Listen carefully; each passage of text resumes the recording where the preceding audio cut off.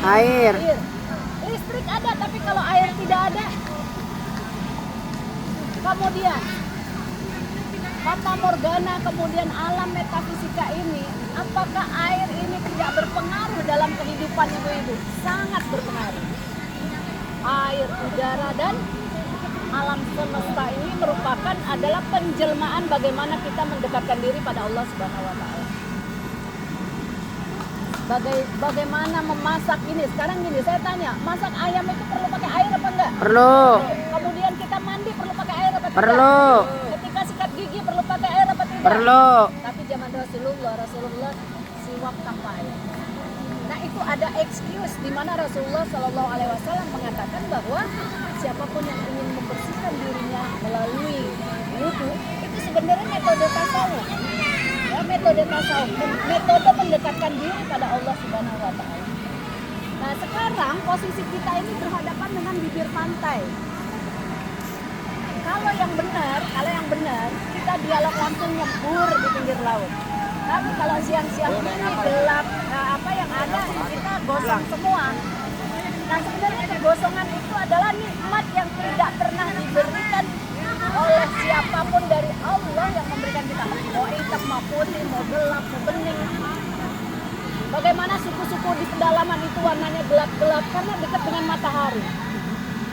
Bagaimana suku-suku di daerah pegunungan warnanya putih-putih karena nggak kena sinar matahari dan nggak kena semburan air.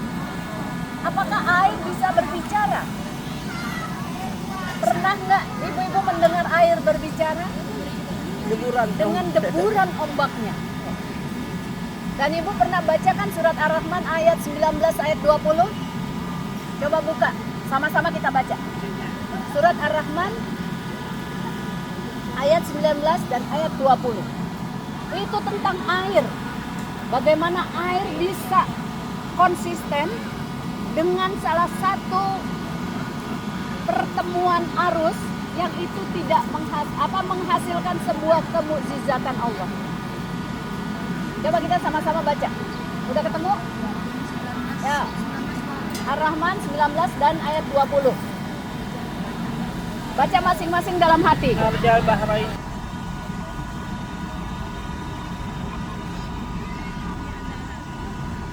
Bisa? Ada artinya, dibaca artinya.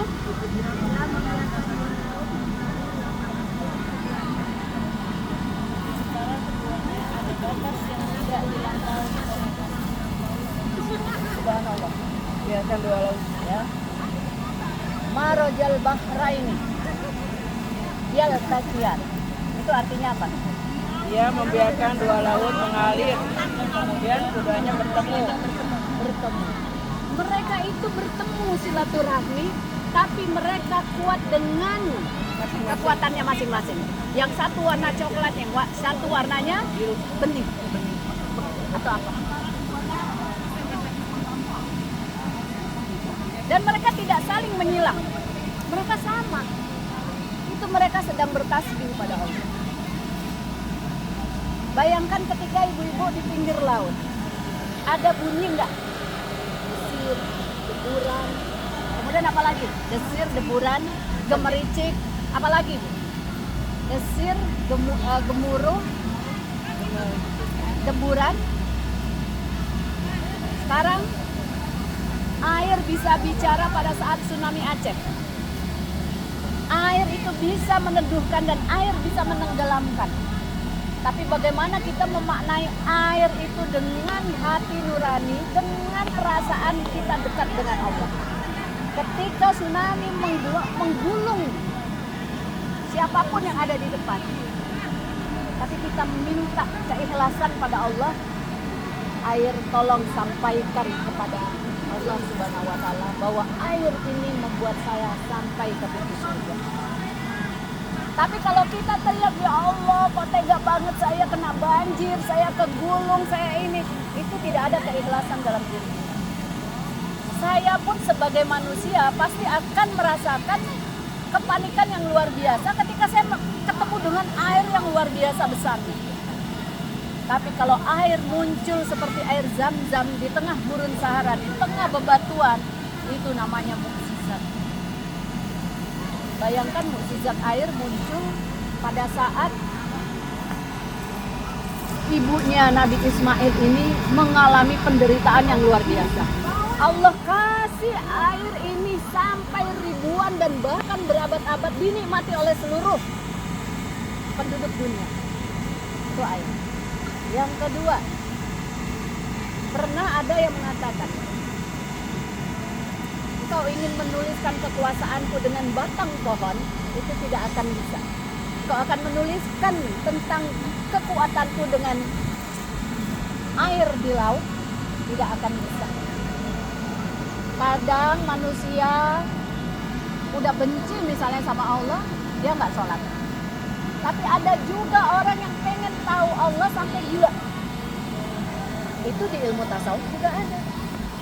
Sehingga kalau mempelajari tentang keesaan Allah itu dibatasi. Hanya orang-orang yang diberikan ma'rifat, hanya orang-orang yang diberikan petunjuk oleh Allah yang bisa menembus. Nabi Muhammad SAW itu sampai yang namanya ke Sidratul Muntaha, itu bukan persoalan mudah.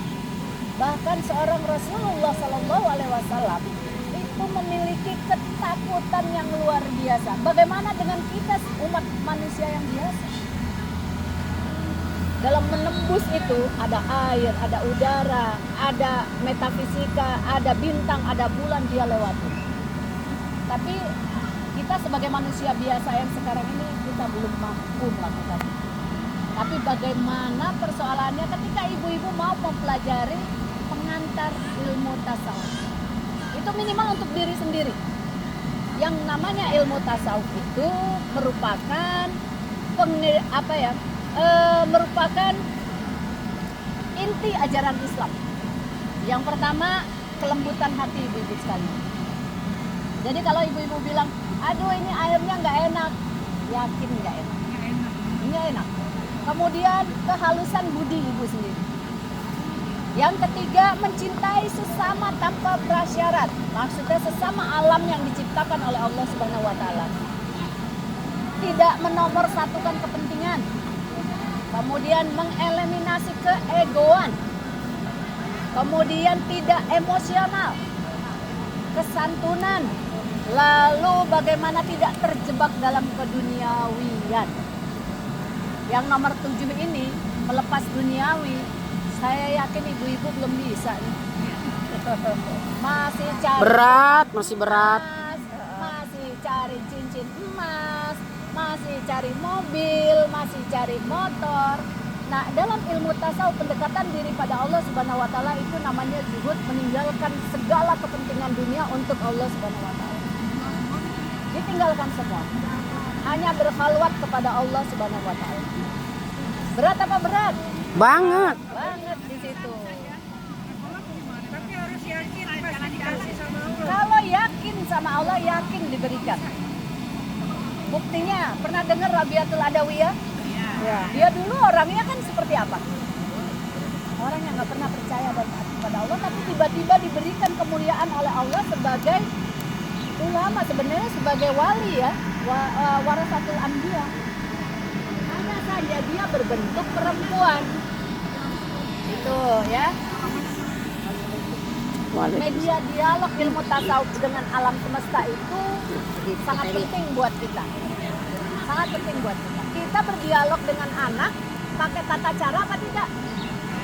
Maka Pakai. berdialog dengan air, udara itu pakai tata cara yang saya sebutkan tadi. Zikir, sholat, tasbih, pendekatan pada diri sendiri, merapikan, meluruskan niat dan hati, baru kita bisa berdialog. Nah, saya sering tuh ke laut gitu. Apa yang dirasakan? Adem, asin, dingin, kan hanya itu. Pahit. Asin kalau kita ini. Terus kalau kita kena Pahit luka, kopi. ada luka, perih. Nah, sebenarnya air itu seperti itu. Bisa asin, bisa perih, bisa menenggelamkan kita. Tapi bagaimana pendekatan kepada air memang perlu konsentrasi yang sangat tinggi. Nah, yang berikutnya mediasi di air. Izin ya, 15 tahun lalu saya pernah ke tengah laut jam 1 malam jam 1 malam. Tapi rame-rame. Saya nggak berani sendirian. Itu bagaimana ke tengah laut tuh kita, padahal posisi kita tuh diem, berpegangan tangan. Tiba-tiba itu jalan pelan-pelan. Jalan pelan-pelan. Entah kita itu berjalan 1 jengkal, 2 jengkal, 3 jengkal, lama-lama kok ada 10 meter kita bergerak. Artinya air itu bisa bergerak dan menggerakkan. Jadi di situ ya, kita berdialog secara internal terhadap air. Kita berdialog secara eksternal terhadap air. Ahli sufi melakukan perenungan dan dialog batin ini dalam alam memaknai bagaimana ciptaan Allah. Itu baru air. Udara belum lagi. Nah kemudian contoh-contoh dialog dengan alam semesta ya. Misalnya dengan alam fisik kita sudah melakukan. Bu, assalamualaikum warahmatullahi wabarakatuh. Dijawab kan? Apakah sehat badan ibu? Alhamdulillah. Sehat. Itu kan berdialog secara manusia ke manusia. Cobalah ibu berdialog dengan air setelah makan. Setelah makan, ngobrol aja gitu. Makasih ya Allah. Engkau begitu tenang dan menenangkan. Engkau begitu kuat dan menguatkan. Tapi jujur, ya berdialog dengan air ini saya hanya menyarankan itu pakai tahapan. Jadi kalau hari ini tidak ada tahapannya, saya tidak meyakinkan. Kecuali emang ibu-ibu dari rumah udah memiliki udah modal, udah semalam tahajud, udah semalam tasbih, udah semalam zikir. Sudah diniatkan ya. Sudah diniatkan. Next, kalau mau begini itu harus diatur. Ya. Kami tidak menyalahkan, tapi ini penting. Lalu bagaimana Bu? Pentingnya dialog dengan alam semesta penting banget. Menyadari kekuatan Allah. Ada kekuatan Allah dalam air. Bagaimana yang namanya perahu itu bisa bergerak di atasnya? Bagaimana laut itu bisa ngambang dan membawa ribuan orang ke dalam geladak kapalnya? Tapi ibu pernah dengar cerita tentang Titanic? Ya. Betapa sombongnya itu nakoda bilang. Apa yang dia katakan di situ Titanic?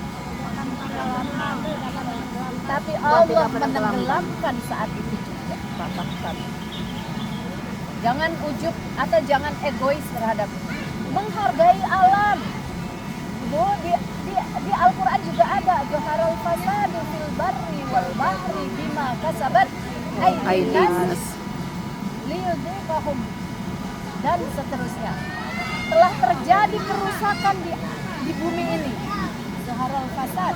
Siapa yang melakukan ini? Manusia yang tidak mendekatkan diri pada Allah dengan kedekatannya melalui zikir, tasbih dan tahmid. Siapa itu manusia? Makhluk ciptaan Allah juga. Tapi dia banyak juga melakukan kesalahan.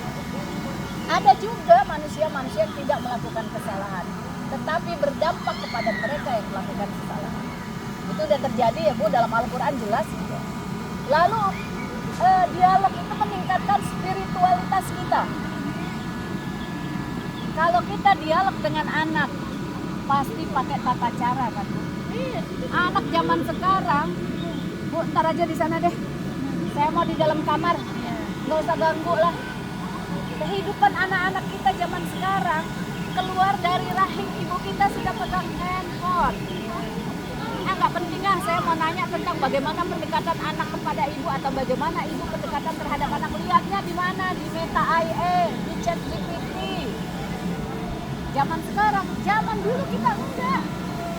Ada akidah akhlak yang kita dapat di ya, ada tata aturan, adab, kesopanan, budaya dan tradisional yang masih kita jaga. Sekarang nggak ada Bu. Lalu bagaimana menyikapinya? Dialog tahapan itulah yang coba kita lakukan.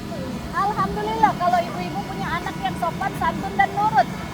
Tapi juga alhamdulillah kepada ibu yang memiliki anak yang kurang sopan dan santun, maka itu sebagai ujian. Nah, air pun seperti itu Bu. Memperoleh hikmah ketika kita dekat dengan air. Lalu Sebenarnya berdialog dengan air itu sudah pada tahap kontemplasi.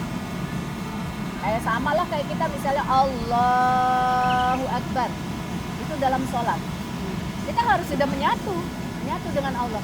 Tapi yang terjadi Allahu Akbar, kompor belum dimatiin, makan belum siap. Saya pun masih begitu. Nah, bagaimana itu tata cara bagaimana kita khusyuk dalam sholat, tata cara kita menghadapi kematian itu seperti apa? Umi Munasa sudah menjelaskan pada saat itu. Kenapa ada bagaimana memandikan jenazah? Karena bagian dari tasawuf adalah bagian kita ingat pada Allah, bagian kita ingat kepada kematian. Lalu air sebagai guru kehidupan. Misalnya gini, kalau kita bertanya, wahai air, apa rahasiamu sehingga engkau begitu tenang? Namun juga bisa mengikis batu. Oh, ya kan, kalau air cuma ditetes sedikit aja kan nggak apa-apa. Tapi kalau air terus menerus dibuang ke batu, yakin batu yang keras dan kokoh itu hancur. Ya kan? Air menjawab, aku lembut karena aku menyerah pada bentuk. Aku lembut, aku menyerah pada bentuk. Ya, kalau masukin botol jadi. Nah, kalau dimasukin botol dia diam. Ikut Tapi botol. kalau dia dibuka airnya maka dia akan menjadi minuman buat orang lain. Nah, kita balik. Aku kuat karena menyerah pada bentuk. Batu, itu batu. Lalu namun aku kuat karena aku sabar. Lo air aja sabar loh, bagaimana manusia? Kemudian dalam tasawuf, kelembutan bukanlah kelemahan. Kelembutan bukan kelemahan. Kelembutan tadi ya yang saya sampaikan di awal adalah ketundukan kepada Allah. Allah juga nggak mau sombong-sombong. Mohon maaf, kemarin nonton di TikTok ada seorang seleb yang bilang dia ke Masjidil Haram, dia bilang, mana ya kiblat gak ada, arah kiblat gak ada. Dijawab sama Allah dia sakit leher. Ya, nah, jadi sejak awal itu tidak boleh begitu. Nah sekarang kita tanya, hai air, kenapa kau selalu mengalir ke bawah? Apakah itu bentuk kerendahan hatimu air? Dijawab oleh air, aku memilih tempat terendah karena di sanalah rahmat terkumpul. Terendah. Ibu, sujud ada nggak yang di atas? Nggak ada. Tempat terendah kita minta kepada Allah Subhanahu Wa Taala paling bawah. Orang yang merendahkan akan menerima pancaran. Air itu turun. Ada air yang naik? Mancur. Ada air mancur. Air mancur. Iya. Karena ada tekanan. Tapi dia akan turun juga. Di udara yang tidak ada oksigennya, air bisa naik. Itu kuasa Allah. Astronot bisa menjawab. Akan menerima pancaran ilham dari langit. Ini jadi metafisika ini nih berkaitan erat. Lalu barang siapa yang merendahkan diri, kata Rasulullah, maka Allah akan mengangkat derajatnya. Kenapa air turun? Karena yakin air itu akan diangkat derajatnya oleh Allah Subhanahu Wa Taala. Namun engkau pun air bisa kembali ke laut yang luas dan bisa menenggelamkan dan membuat ngambang. Itu air menjawab, begitulah hati manusia. Baik nih, saya baik sama dia. Tiba-tiba saya jelek-jelekin dia. Itu manusia. Ia bisa menenggelamkanmu di dalam dunia. Tetapi juga jika dijaga dengan zikir, ia menjadi telaga kebeningan. Ini salah satu ini ya, maksudnya saya ingin menyampaikan bahwa air dengan berbagai macam ucapan-ungkapan itu banyak sekali urusannya. Jadi tidak hanya satu aja air. Saya kira di dalam surat Al-Anbiya 30 juga ada. Bahwa dan kami jadikan dari air segala sesuatu yang hidup. Coba buka Al-Anbiya ayat 30. Al-Anbiya ayat 30. Air bisa dipandang sebagai perwujudan kehidupan batin, fitrah, atau bahkan nur ilahi yang memberi kehidupan bagi hati yang mati. Coba dibaca sama-sama. Al-Anbiya ayat 30. Ya. Ayo baca artinya. Artinya boleh baca.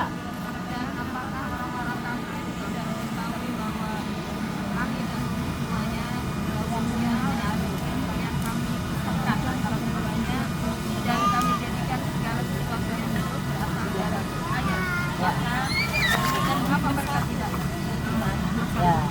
Jadi aslinya kalau ibu-ibu buka peta bola dunia itu aslinya ngumpul itu. Tapi Allah menciptakan izazul zilatil ardu, Zilzalah. zilzalaha, dan seterusnya. Itu buyar. Terjadilah benua Amerika, terjadilah benua Afrika, Asia, dan seterusnya. Awalnya begini. Tapi karena Allah punya kuasa dan ingin melakukan irodat dan kudratnya, itu bisa terjadi. Di tengah-tengahnya ada apa? Air, Bu. Dan mereka tidak ada yang tenggelam. Kalau kita bilang aneh bin ajaib. Tapi kalau kita bilang Masya Allah, Subhanallah. Nah itulah ringkasan dari bagaimana kita memahami ciptaan Allah, udara, air, dan sekitarnya. Saya kira itu saja yang saya bisa sampaikan. Sebaiknya untuk ke depan diulang, tidak begini caranya. Ya, nanti ustazah juga bingung, kita hanya datang undangan nih. Modelnya itu tetap harus bermalam. Ya. Jadi tidak bisa ujuk-ujuk mau halal bihalal sama air bisa. Bisa. Tapi persoalannya ada tata cara. Ibu punya anak, ikut yuk saya ke ini, pasti dia nggak akan mau. Ada caranya. Kita juga dikasih kesehatan sama Allah karena kita berdoa, kita sholat, kita zakat, kita puasa. Ya tolong diatur aja bagaimana caranya.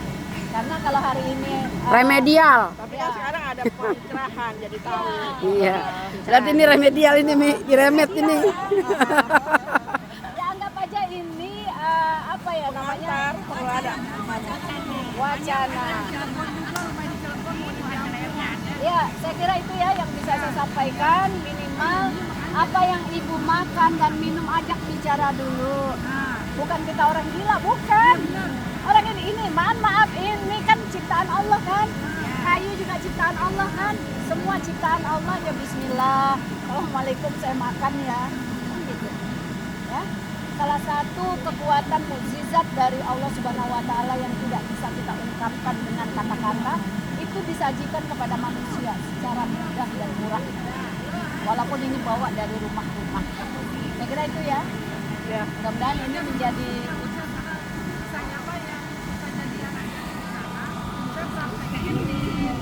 ada satu rumah. Jadi pepayanya itu sebenarnya kami dulu saya beli yang diajak ngobrol. Saya ajak ngomong, saya Betul. nyiram. Tapi tadi dengan sholat dulu, duha, Iya, sholat dulu, betul. nyiram, terus saya kan ada baca wudu. Saya ajak ngomong. Jadi prakteknya yang kemarin saya Iya. praktekin.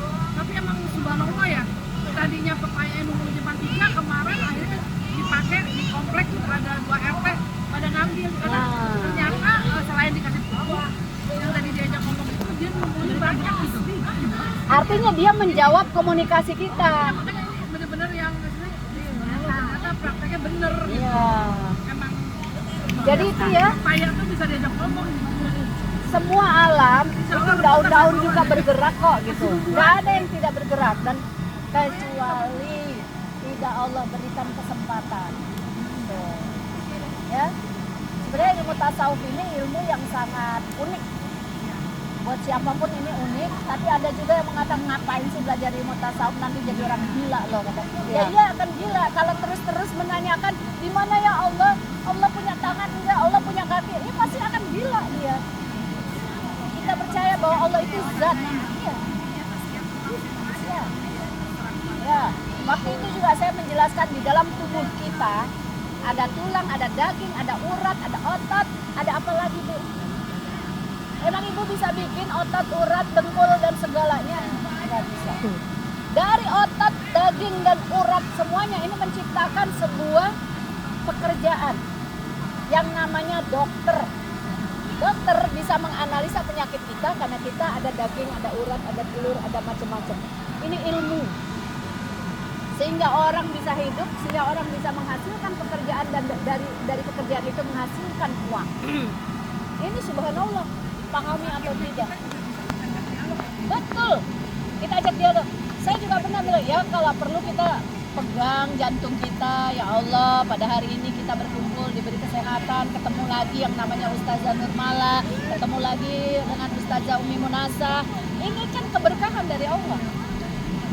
Setiap yang hidup itu diberikan nyawa, kecuali Allah tidak menginginkan. Ya, demikian dari saya. Mudah-mudahan yang benar itu, yang salah itu datang dari saya, yang benar itu datang dari Allah Subhanahu wa taala. Wassalamualaikum warahmatullahi wabarakatuh. Waalaikumsalam warahmatullahi wabarakatuh.